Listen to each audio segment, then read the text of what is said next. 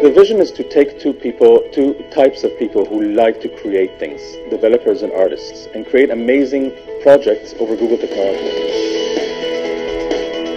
Where technology and art meets, exciting things happen, and the partnership with Google puts us exactly at that spot. Developers can learn something new and the artists can gain new experience of technology. So we have 7 projects. They're really nice. The feedback up until now has been amazing. The Action Painter is an Android app that turns your smartphone into a color brush, which actually acts as a creative extension of your body. We use the Android application which samples accelerometer and orientation devices, and on the Chrome side we're actually doing the painting, the 4 brushes that we're painting with. The Action Painter is a social application and you can share your creation with the G+, with the Google+. Another comment is a multi-dimensional virtual world in which thoughts grow into trees. We asked people to send us a text message saying anything they liked about the event. And once we receive a sentence of one of their thoughts, we would take that and analyze it semantically so that we're able to group trees that talk about the same subjects together. We receive the input via text messages or from Google+, and then we analyze them using Google Prediction API and Google Translation APIs, and we take all that and put it on a 3D world which is rendered in WebGL. Dissolving localities is basically a web interface which allows the user or the public to take a tour of Jerusalem on Street View with audio recordings of the places on Street View, and it's basically an artistic tour of Jerusalem. It uses HTML5 features like canvas, audio and video tags. It also uses Google Street View and Google Maps API. Soundtracker is a way of making music by simply walking around in a room. A more technical breakdown is that Android cameras film the people inside the room. Using that location, we translate it into music. Each instrument gets different translation. The digital art project aims to inspire developers that they can do amazing applications over our technologies. I think it's a once-in-a-lifetime experience being in an art environment, like with autistic people. I'm sort of way up there, and I need someone both to sort of clarify the idea that I have. Someone down to earth. Yeah. No, clarify the ideas that I have and also be able to practical. Thanks. I can't imagine doing something like that if it weren't for the collaboration between Google and FreshPaint. Suddenly I can give a crazy idea, and these guys can actually help me make it.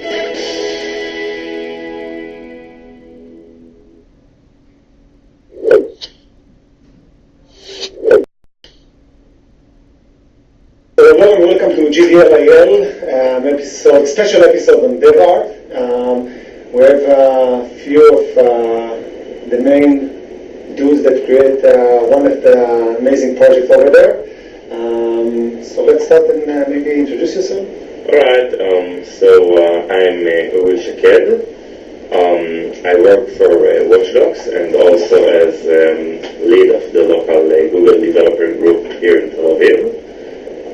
Also creating Android and iOS applications in my free time, dancing salsa, teaching salsa to people, and overall having a lot of fun. My name is Emmanuel Witzthum, and I'm an artist, a curator, and project manager, and yeah, that's it. My name is Sverdlin. I'm a developer, entrepreneur, and I too lead the digital group with Uri, and do fun things in my free time, like the FreshPaint water project. And having other projects, right? Yeah, and other projects like submarines. Yeah. And Sub Android actually was in one of the previous episodes. Yeah. So go and watch it if you missed it by mistake. So let's just jump into the water, and maybe the best would be to start with what is DevArt? What is it all about? Alright, DevArt is mainly about connecting developers and artists in order to create some art combined with technology, or better to say, backed up by technology. The artists are able to express themselves using new ways rather than the traditional canvas and paint or the traditional DJ table. The idea behind DevArt is to take artists who have ideas of new ways to use technology in order to leverage their art and connect them with the developers who take part in this project, and they actually work together to create the projects. So maybe one of you could just share with us what was the last DevArt like, and why people should come for the next one.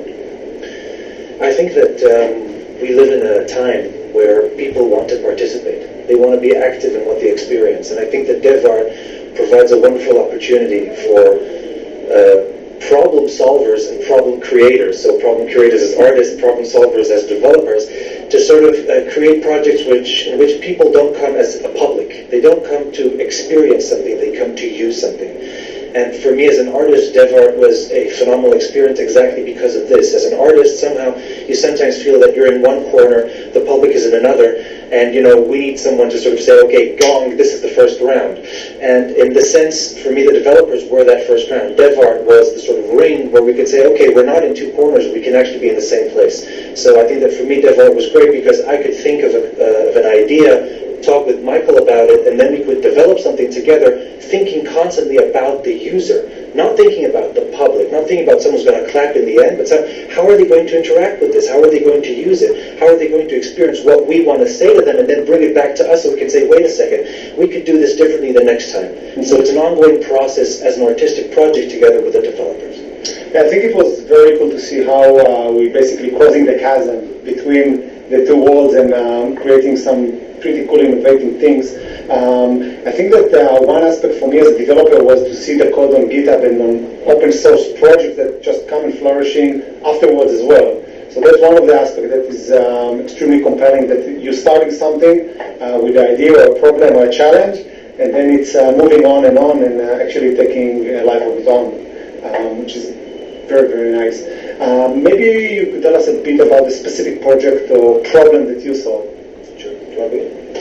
You go first. Okay. So 2 years ago, I created an artistic project in which I tried to use the daily life of Jerusalem as a source for art. So just take people talking, cars driving by, birds chirping, and say, how can we create art out of that? The main reason for that was because I wanted people to experience life in Israel in a more complex way. And also because I wanted to have artists interact with life in Israel, and also artists interact with life in general. And so until now, we've created live projects of this, installations, etc. And then when the idea of connecting this with DevArt came about, it became an incredible experience of thinking how to use Google Street View as an artistic tool. Not as someone to say, oh, look, that's Mishkenot Sha'ananim, or that's the old city, but I say, how can I interact with these places? How can I create an artistic tour of Jerusalem through Google Street View? And, then the connection was made with Shai Yerushalmi and with Sverdlin, and both of them really sort of helped me figure out exactly what I wanted to do, because sometimes... And what's possible, that's very true, very true. Sometimes I can think very, very high, and Michael was like, great, okay, let's just talk about it. Let's bring this back here. Actually, yeah. And it was a really great discussion because, things had to be concrete in order to be realized. And to me, that was a very interesting platform to be in because it could, I can open up the project in many different ways. And the end result was very, very interesting to see.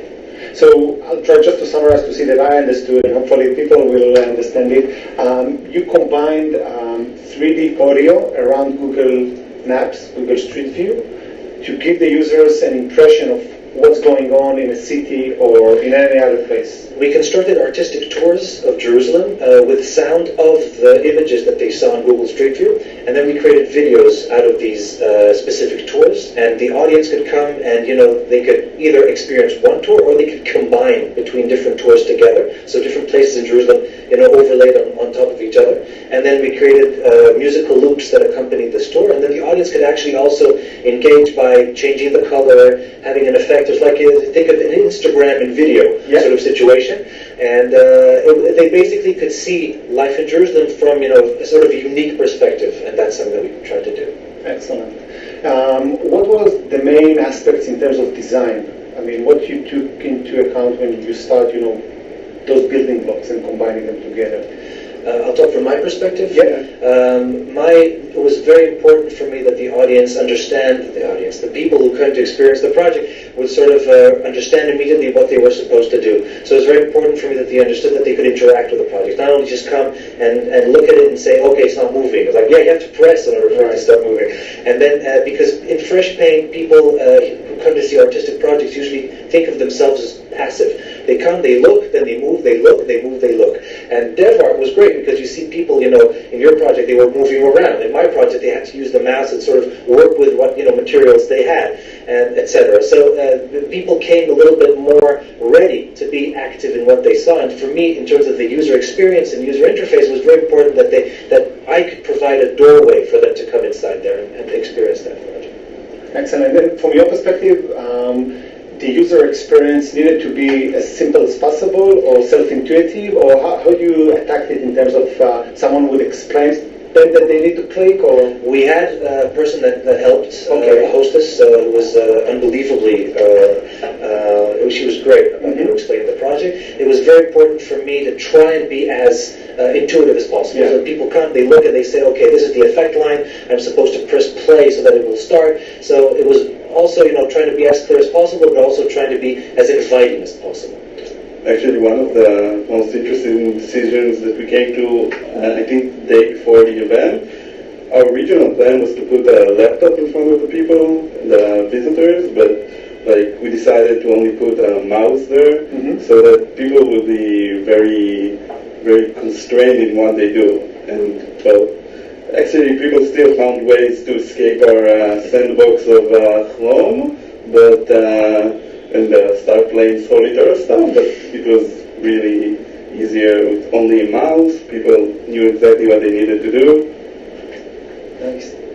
And so we touched about the artistic aspect. Maybe we could touch a bit more about the technical aspects. So what were the main challenges? The main challenge in our piece of work is we were pushing 2 video streams, which is pretty hard even on modern CPUs, on browser, of course.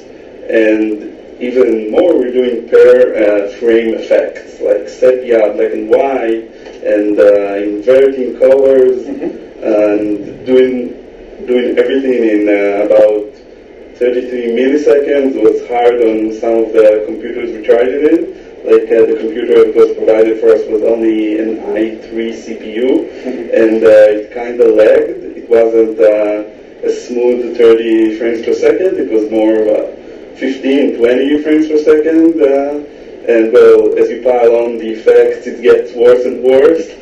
So that was a real challenge. And some other challenges were syncing the audio and video, which was very important for Emmanuel for the experience. And it's totally understandable, but we couldn't actually have it streamed from the network because then everything will download at different times. It's about 5 audio streams and 2 video streams, so we'll never sync.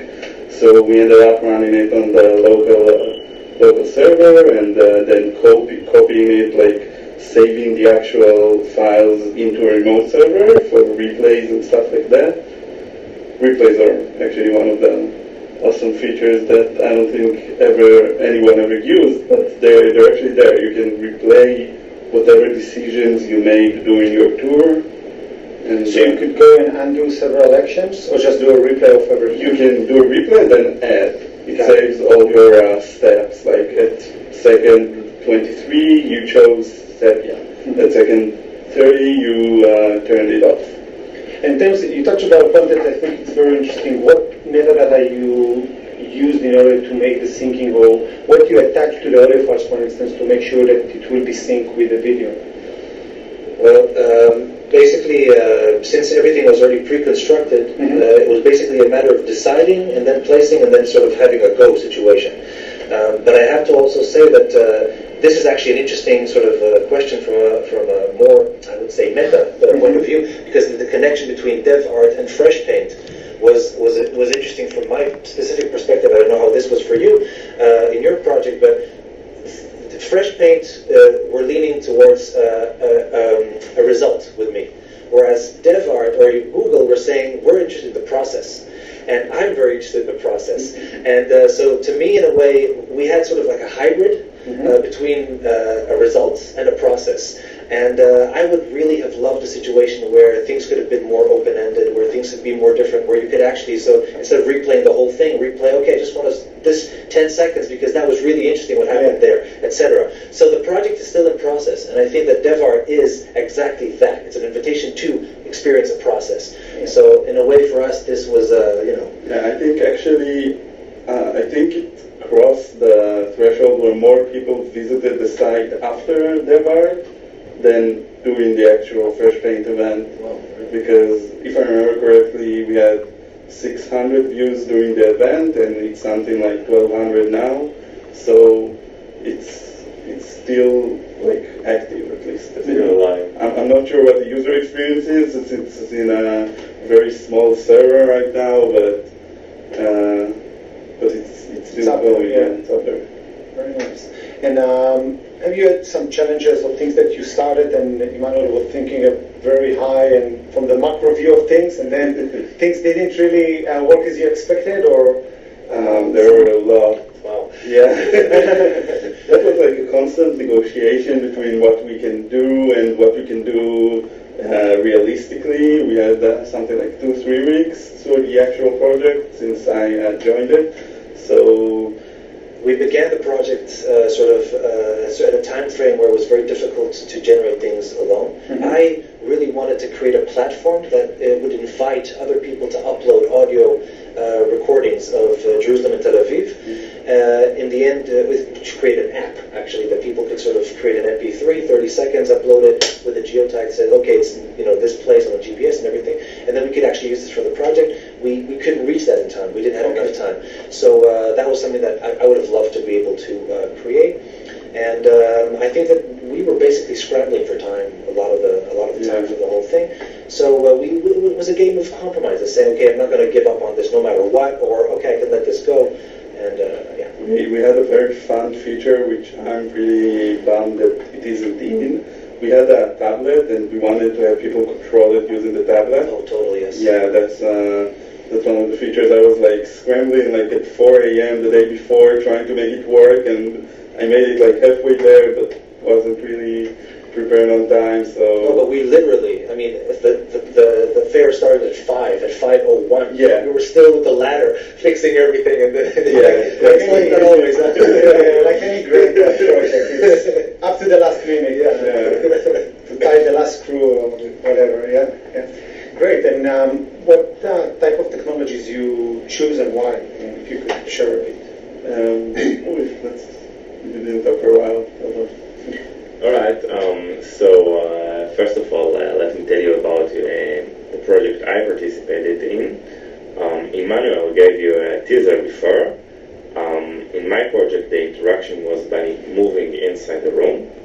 The project was still called the Sound Tracker, and the idea behind it is to let the participants create music by moving around inside the room. So usually it takes a musical instrument and years of training in order to play something that is pleasant to the ears. So we wanted to create an experience that will let anybody just walk into the room and join into a live orchestra, interacting with other people in the same space and creating music as a consequence of moving inside the room. Before I'm going to talk about the technology, let's talk a little about, I will tell you a little about the obstacles we had. We had many of them. First of all, we worked with a music artist, and he wanted to create as many tracks as 8, but then we realized that the average person without musical training can't tell what his specific role is when there are too many instruments playing at once. So we had to cut down to 4. And that actually solved another problem that we had. In order to find out where the people are in every specific moment, what is their position inside the room, we tried several approaches, and with every single approach we had a problem that the more people we had, the approach failed more times because people were hiding one each other, and we tried several alternatives. At the beginning we started with putting hats on the people, on their heads, and using a camera above to recognize the location of each of the people in the room.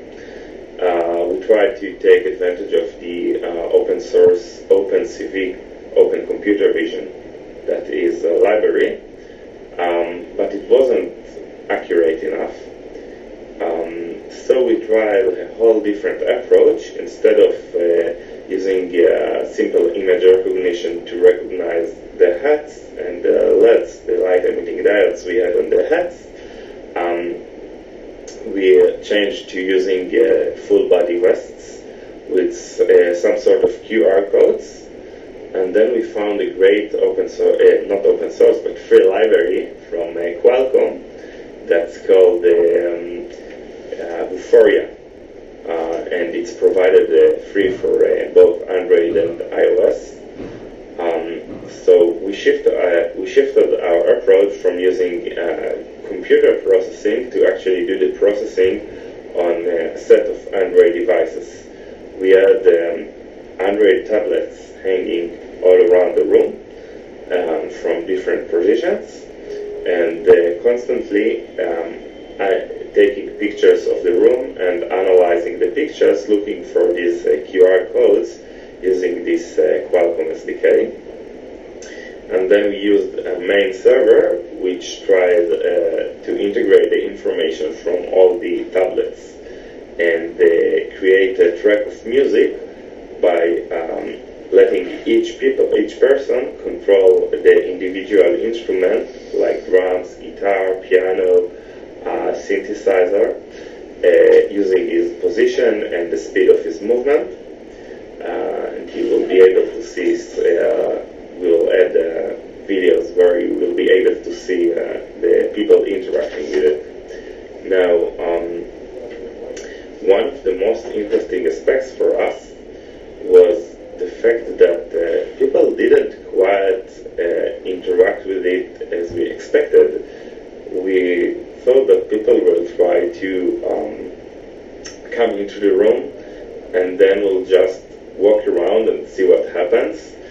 And we found out that different kind of people interacted in different ways. For example, there are people who just walked every one step forward, then looked what happened, another step forward, then looked what happened, and the system was not designed to identify such small movements. So we put shapes on the edges of the floor in order to make them move from shape to shape. So they tried to jump between the shapes without, they turned it into a kind of game without touching the floor, or sort of swim in the air or do really cool things. And then we found that our best audience was children who really enjoyed running all around. I'm not sure whether they really understood the relation between their position and the music, but they enjoyed it, that's for sure. And also there were some old people who started walking around and dancing, and you saw like, okay, they really thought that this is different. This is not just walking from one room to another and watching another paintings and saying, wow, this is really getting us active, getting us to feel younger.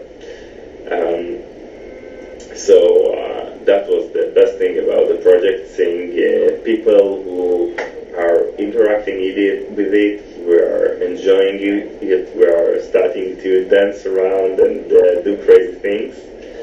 And I think that's what we wanted to achieve, and I'm happy that we succeeded in that. And you were just speaking about the technical stack that you use. Yeah. For the audio, we wanted the audio to follow the location of people in the room. So if they are, for example, controlling the piano, we wanted them to hear the piano from the same position as they were standing in, from the same speaker where they were standing. So we had to use the OpenAL library that provides 3D audio support. And in order to use the OpenAL library formed in Java, we had to create Java bindings to the library. There were some very old Java bindings which didn't work well with our environment. So we started a new open source project that is Java bindings for OpenAL, Java OpenAL, and this is a result of the DevArt. We now have it on GitHub, so you can. Yeah, we'll share the links of the project. You can check it out if you are interested. And we also use the Fluid Synth. It's a sound synthesizer that lets you synthesize sounds from musical instruments on the fly.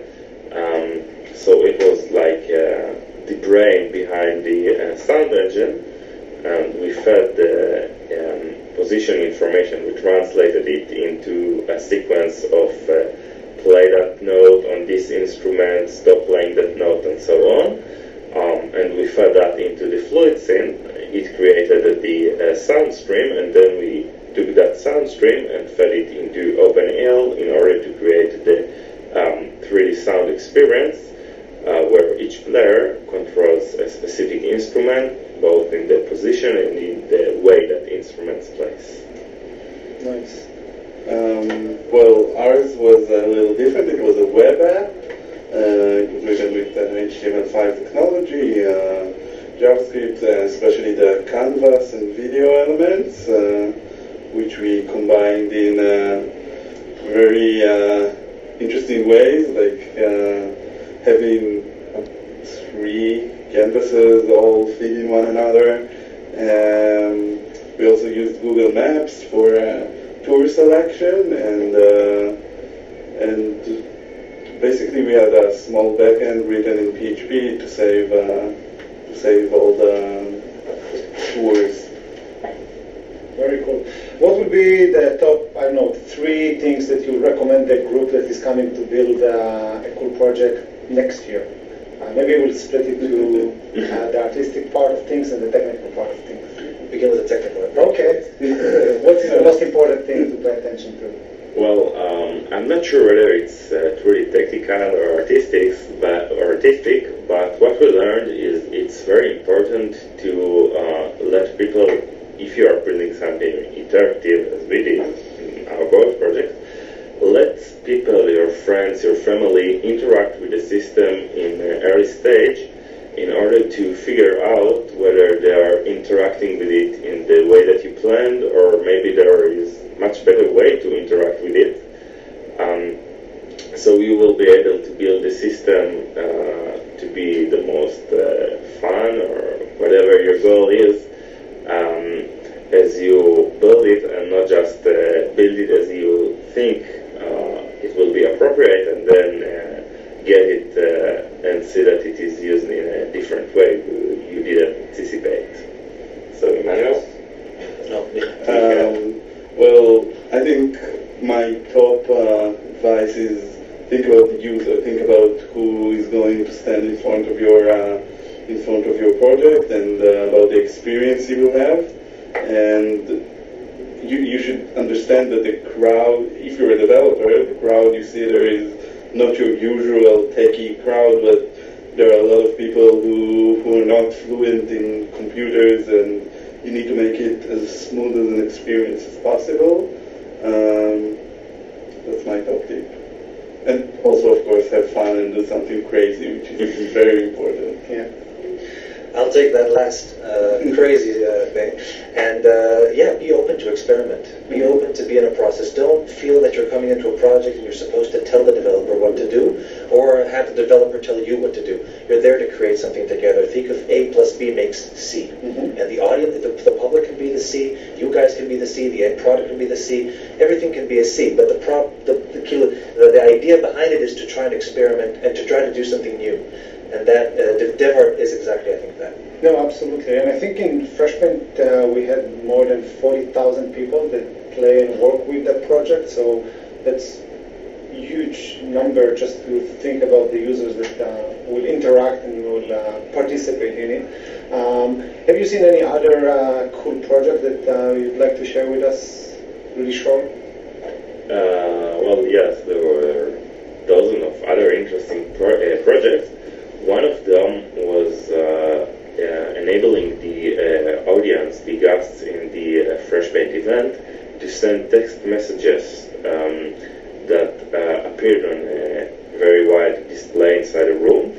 And these messages grew into trees. So you had trees of letters consisted of the messages the audience sent. And then once in a while, when the trees became too crowded, you have seen them like sink into the ground, and the monitor was going black, like into night, and then after a few seconds, it was like the sun was rising, and everything started to grow from new text messages that people sent. Any other things? I really like that project as well. I thought it was beautiful. Yeah, and I think this project is on Chrome Experiment, so we'll share the link as well. I liked, there was a very simple project that gave you a controller and you could play Tetris with Tel Aviv streets. It was very interesting, very fun, because again, it was a very simple experience. Tetris is something that everyone knows how to play, and Geekon, which was another conference, there was a similar project which used laser technologies to grow on a building, and the projector saves that work of art that you do with the laser. So like things like that have you create something and interact with something that is on a huge building, on a huge wall, is very fun. Great. So thank you very much for your time, and hopefully we'll see more cool things next year. Sure. Thank you very much. Thank you. Thank you very much.